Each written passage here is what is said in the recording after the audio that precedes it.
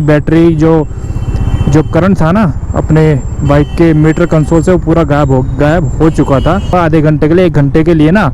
और उसके बाद इग्निशन को दोबारा ऑन करूंगा तो बैटरी का वोल्टेज 12.5 के करीब ड्रॉप हो जाता है। ये सब ये बहुत ज़्यादा इंपॉर्टेंट है, तो यहाँ पर होंडा को बहुत ज़्यादा ध्यान देने की ज़रूरत है। तो यार मिंडा के पार्ट तो इजीली अवेलेबल हो जाते हैं, तो होंडा को क्या प्रॉब्लम आ रही है ये मुझे समझ में नहीं आ रहा है।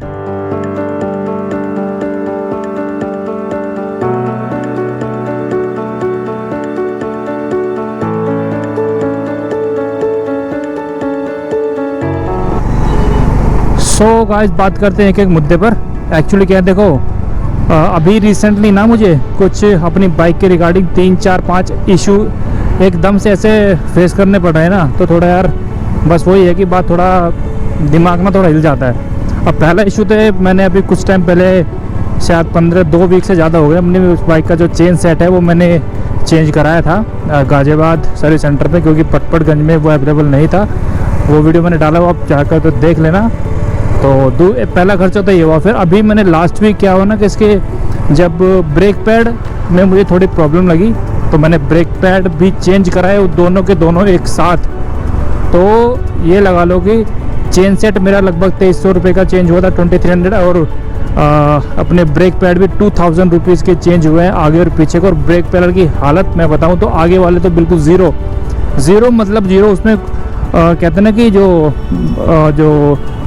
ऑर्गेनिक जो मटेरियल, ब्रेक मटेरियल जो होता है वो 0% उससे मेटल टू मेटल कांटेक्ट हुआ था डिस्क के साथ, तो वो तो मेरे लिए मैंडेटरी हो गए थे।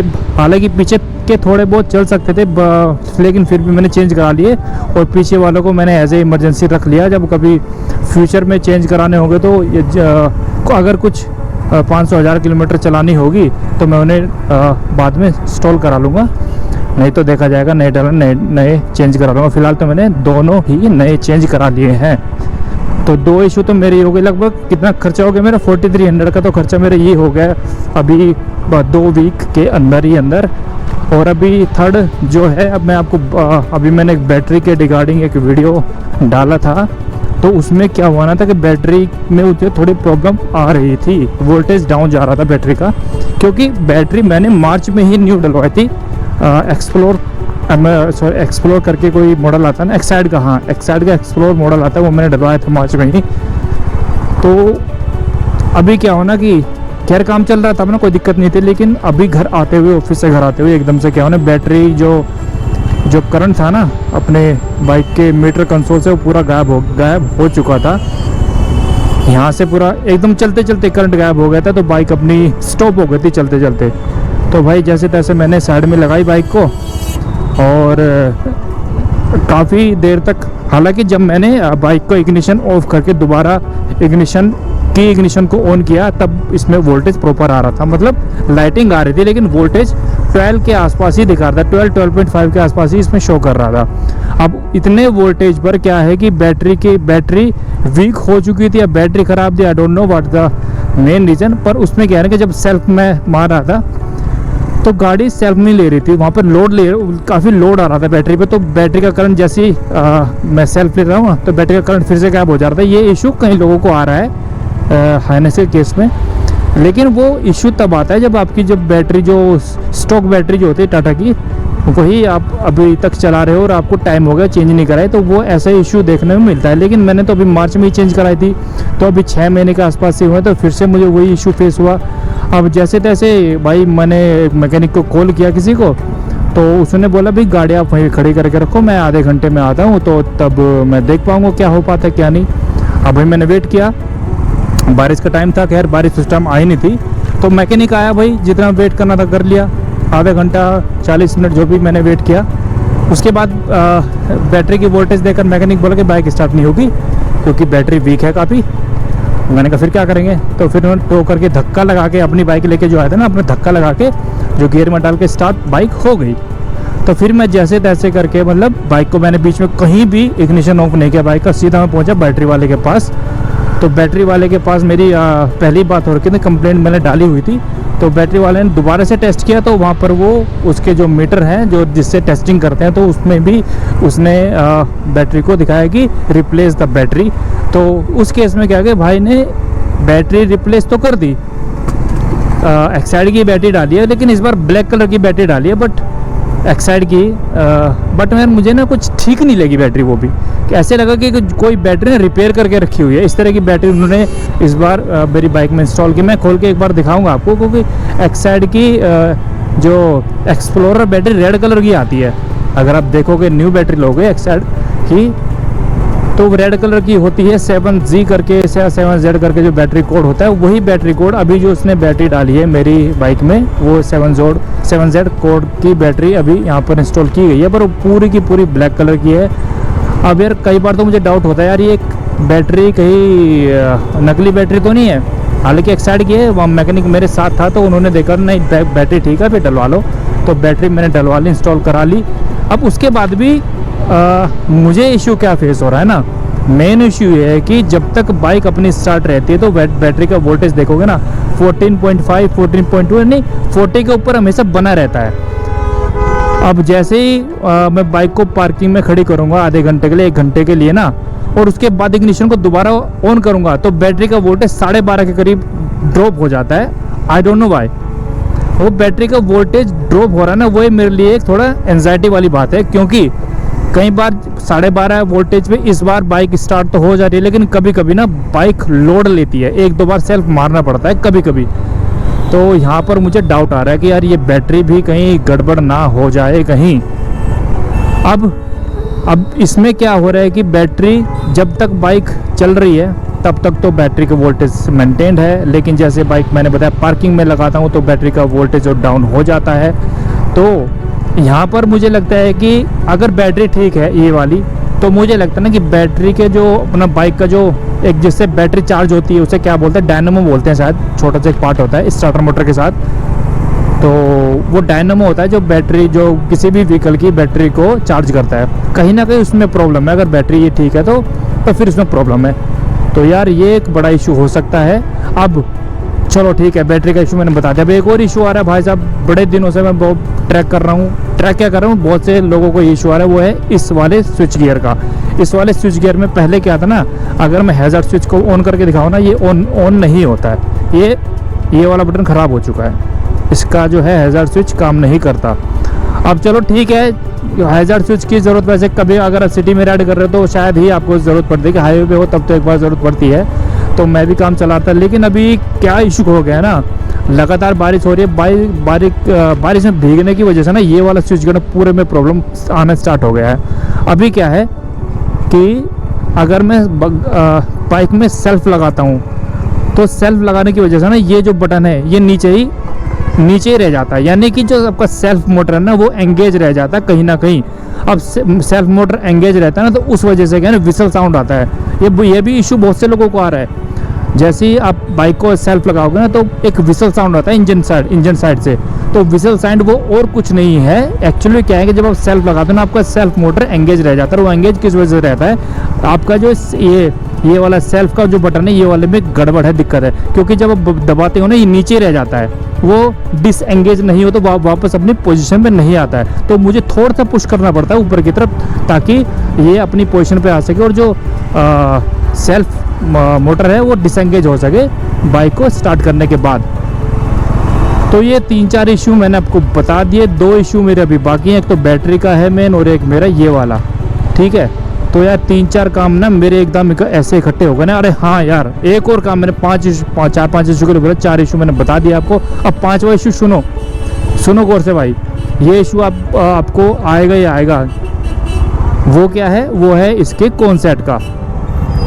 अब इसके ना कौन सेट का काम होना है। अब कौन सेट का मुझे कैसे पता कौन सेट का काम होना है। अभी क्या है ना, अभी इसकी हैंडलिंग मनूवरिंग ऐसी हो चुकी है ना, कई बार स्पेशली स्लो स्पीड पर क्या लगता है ना, जैसे बाइक का टायर कहीं चिपक गया है और बाइक को मुझे इधर उधर मनूवर करना है तो एफर्ट डालना पड़ रहा है। तो ये मैंने मैकेनिक से डिस्कस किया था, तो उन्होंने बताया था कि ये ना कौन सेट का काम है, ये आपको कराना पड़ेगा। अब कौन सेट का काम का भी जो एक्सपेंस है वो लगभग 2200 रुपये 2200 एटलीस्ट होगा। तो अब अंदाज़ा लगा लो कि जब एक साथ इतने सारे इशू एकदम से पैरेलली एकदम एक के बाद एक सीरियल में आने लगे तो यार वो देखो एक्सपेंसेस एकदम से एक्सपेंसेस करना थोड़ा मुश्किल हो जाता है। ठीक है, 2 महीने में एक करा लो, 2 महीने में एक करा लो, वो बात समझ में आती है। लेकिन यार जब एकदम से इतने काम आ जाए ना, तो फिर यार बजट बनाना बहुत मुश्किल हो जाता है। क्योंकि मैं 4300 ऑलरेडी लगा चुका हूँ एंड अभी स्विच गियर का है, मे बी वो तो शायद कहते हैं ना वारंटी में हो जाएगा स्विच गियर का काम। लेकिन सबसे बड़ी दिक्कत ये है ना कि स्विच गियर अभी अवेलेबल ही नहीं है। पिछले 5 महीनों से पटपड़गंज सर्विस सेंटर पे मैंने पता किया ना, पिछले 5 महीनों से लाइनअप है, लेकिन ये पार्ट अवेलेबल होकर ही नहीं आ रहा है। तो यहाँ पर यार होंडा को बहुत ज़्यादा काम करने की ज़रूरत है अब इस सेक्टर में। क्योंकि देखो बाइक अब जो है हाईनेस, जो CB350 के सेगमेंट में जितनी भी बाइक है होंडा की, वो अब रोड पर अच्छी खासी नंबर्स में दिखाई देने लग रही है और अब सेल भी हो रही है। ऐसी बात नहीं है, सेलिंग भी ठीक ठाक अब गेन कर पा रही है। लेकिन उसके बाद अगर आप कस्टमर को ये सर्विस ऐसी सर्विस दोगे ना, तो फिर मामला गड़बड़ है। क्योंकि यहाँ पर बाइक सेल करने वाली बात नहीं है कि आप अपनी बाइक को सेल करने से ज़्यादा इम्पोर्टेंट है कि आप बाइक को जो आफ्टर सेलिंग जो काम होते हैं ना, सर्विसेज के या पार्ट्स अवेलेबिलिटी की, ये सब ये बहुत ज़्यादा इंपॉर्टेंट है। तो यहाँ पर होंडा को बहुत ज़्यादा ध्यान देने की ज़रूरत है, स्पेशली बिग विंग शोरूम को। बिग विंग की मैं बात करूँ तो यार पार्टी, ये बताओ यार, इस पार्ट के 5 महीने से वेटिंग है। और मैंने ये ऐसा नहीं सिर्फ पटपड़गंज में पता किया है, मैंने गाजियाबाद जब मैं गया था ना चेन सेट कराने, तब भी मैंने बात करी थी। तो उन्होंने बताया था कि यार इसका ना तो अभी तो पार्ट अवेलेबल नहीं है, लाइनिंग पे लगा हुआ है, जब आ जाएगा तो कॉल कर देंगे। ठीक है, 2 पे तो मैंने फिजिकली जाके पता किया, लेकिन अभी मैंने ओखला पे भी और नोएडा में भी इसके रिगार्डिंग कॉल करके बात करी थी। तो कह रहे यहाँ पर भी अवेलेबल नहीं है, क्योंकि हमने भी लाइन अप किया हुआ है, पार्ट पीछे से नहीं आ रहा है। तो यार ये तो ऐसा भी नहीं है कि होंडा खुद ही मैन्युफैक्चर कर रहा है इन पार्ट को, ये तो मिंडा वगैरह के पार्ट हैं। अब नीचे की साइड पर देखोगे ना, तो मिंडा से बनवा रहा है होंडा ये पार्ट। तो मिंडा ऐसा तो नहीं है, मिंडा वेंडर है एक्चुअली होंडा का, जो ये पार्ट्स बनाता है। तो यार मिंडा के पार्ट तो इजीली अवेलेबल हो जाते हैं, तो होंडा को क्या प्रॉब्लम आ रही है ये मुझे समझ में नहीं आ रहा है। तो बात यही है कि यहाँ पर होंडा को बहुत ध्यान देने की ज़रूरत है। इसलिए क्या है ना कि ठीक है, लोग दूसरे ब्रांड में जाते हैं, इश्यूज़ आते हैं, लोगों को काफ़ी ज़्यादा इशू हो जाते हैं, सब कुछ बात है। लेकिन क्या है ना, वहाँ पर उनका सॉल्यूशन भी उनको मिल जाता है। देखो कहीं ना कहीं मैं बताऊँ तो, लेकिन अगर आपका प्रोडक्ट अच्छा है, ठीक है, मान लिया आपका प्रोडक्ट अच्छा है, लेकिन अगर कोई प्रॉब्लम आ रही है, आप उस सॉल्यूशन नहीं दे पा रहे हो, तो फिर देखो कहीं ना कस्टमर का जो माइंड है वो खट्टा हो जाता है यार ये कि ठीक है प्रोडक्ट अच्छा, लेकिन आपको वो सर्विस नहीं मिल पा रही, तो फिर दिमाग ख़राब हो जाता है प्रोडक्ट को लेकर। और दूसरी तरफ अगर मैं बात करूँ, प्रोडक्ट इस बाइक के कंपेयर में, होंडा के कंपेयर में इतना मैच नहीं कर पाता क्वालिटी और रिलायबिलिटी को, बट उसकी सर्विस और पार्ट अवेलेबिलिटी काफ़ी अच्छी है। तो फिर भी वो यार अपना कस्टमर वहाँ पर कॉम्प्रोमाइज़ कर रहे थे। ठीक है ना कि यार वो अपनी जो प्रॉब्लम फेस कर रहा है उसका सॉल्यूशन तो मिल ही रहा है ना उसे, तो ये बात होती है। तो अपना गोप्रो जो है वो हैंग हो गया था, बीच में रिकॉर्डिंग स्टॉप हो गई। घर आके मैंने अब जब वीडियो फुटेज चेक करी तो आगे की रिकॉर्डिंग मैं यहाँ से कंटिन्यू कर रहा हूँ। अभी क्या है, इस वीडियो में मैं आपको वो बैटरी दिखाऊंगा जो कि मैंने रिप्लेसमेंट में डलवाई है।